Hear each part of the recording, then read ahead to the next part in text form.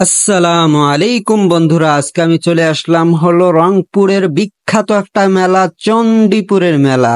এই মেলার মধ্যে আজকে আমি ঘুরে ঘুরে আপনাদেরকে এই মেলার ঐতিহ্যবাহী কিছু খাবার এবং এই খেলা থেকে শুরু করে সবকিছু আপনাদেরকে দেখানোর জন্য চেষ্টা করব। তো অসাধারণ কিছু খাবার পাওয়া যায়, তারপরে আমাদের বাতাসা থেকে শুরু করে জিলাপি, রংপুরের ঐতিহ্যবাহী যত খাবার আছে প্রায় সব খাবারই এখানে আমি দেখেছি। এবং খেলা জন্য বিভিন্ন ধরনের আয়োজনও করা হয়েছে। খাবারের দিকটাতে খাবার সব থেকে এই মেলার মধ্যে বেশি ছিল, খেলা সেরকম একটা ছিল না অবশ্য। তো মেলাটা প্রতি বছরই হয়। আর এই মেলাটা অবশ্য শেষ হয়ে গেছে, শেষ হয়ে যাওয়ার পরে আমি এই মেলার ভিডিওটা আপলোড দিচ্ছি আপনাদের কাছে। আমি এই জন্য আন্তরিকভাবে অনেক দুঃখিত। তো দেখুন এই মেলার মধ্যে কত কিছু, কত ধরনের খাবার, দেখুন পান কত সুন্দর করে সাজিয়ে সাজিয়ে রেখেছিল।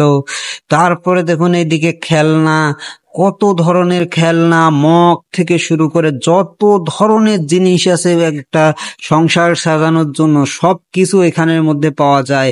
ছোট বাচ্চাদের সুন্দর সুন্দর খেলনা থেকে শুরু করে যত কিছু আছে। তো এই মেলাটা অবশ্য অসাধারণ জায়গার মধ্যে হয়েছে। তো আমি গিয়েছি, অনেক আনন্দ করেছি, ভালো লেগেছে। তো আমি এই মেলার মধ্যে 2বার গিয়েছি।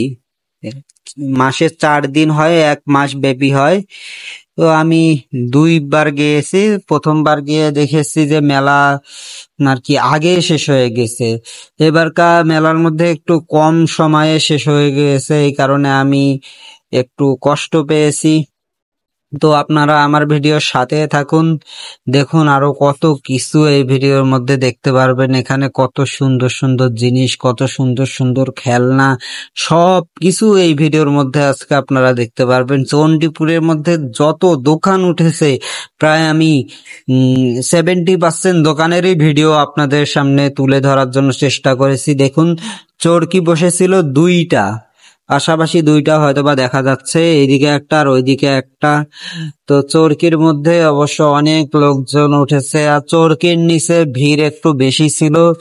তো অনেক আনন্দই হয়েছে ওখানে গিয়ে অনেকের। তো এটা আমি শেষ মেলার দিনে গিয়েছিলাম, সেজন্য আপনাদেরকে এত মানুষ দেখাইতে পারতেছি। প্রতি বছরই যাওয়া হয় আমার অবশ্য এখানে। তো আমার ভিডিওর সাথেই থাকুন, আরো অনেক কিছু দেখতে পারবেন এই মেলা সম্বন্ধে। এটা হলো একটা ফুচকার দোকান, অসাধারণ। আর এদিকে হাতের মধ্যে টেটু আর্ট করে আর কি এইটা দিয়ে। তারপরে ঘন্টা থেকে শুরু করে বলেছি যে যত ধরনের সংসার সাজানোর জন্য যত কিছু প্রয়োজন সবকিছু আছে। মেয়েদের কসমেটিক্স এর কথা আর কি বলবো, এত কিছু ওখানে ছিল। মেয়েদের কসমেটিক্স যা বলে বোঝাতে পারবো না। তো এখানে খাবার দাবার দেখো, রংপুরের মিষ্টির আর কি যত দোকান আছে সুন্দর সুন্দর সব দোকানে ওখানের মধ্যে গিয়েছে। তো অনেক মিষ্টির দোকান ওখানে ছিল। তো ভালোই লাগলো ঘুরে।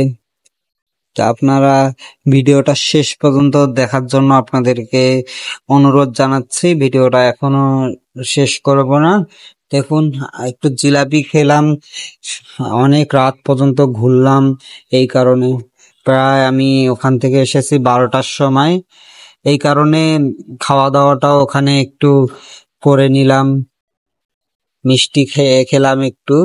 তো দেখুন কসমেটিক্স গুলো আপনাদেরকে আরেকটু দেখাচ্ছি, দেখুন। তারপরে এই নৌকাটা আপনারা অবশ্য আগেও দেখেছিলেন, আবার দেখেন এই নৌকাটার মধ্যে আর কি লোকজন উঠছে।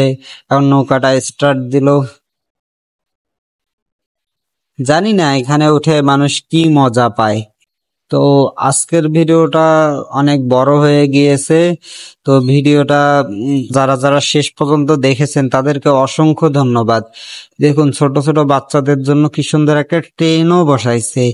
আগে এরকম ট্রেন বসানো হয়নি, এই বছর দেখলাম যে বসানো হয়েছে। দেখুন ছোট বাচ্চারা কি সুন্দর লাফালাফি করে, এটাকে কি জানি বলে, আমি নাম জানি না। যারা যারা নাম জানে একটু কমেন্ট বক্সে জানিয়ে দিয়ে যাবেন প্লিজ।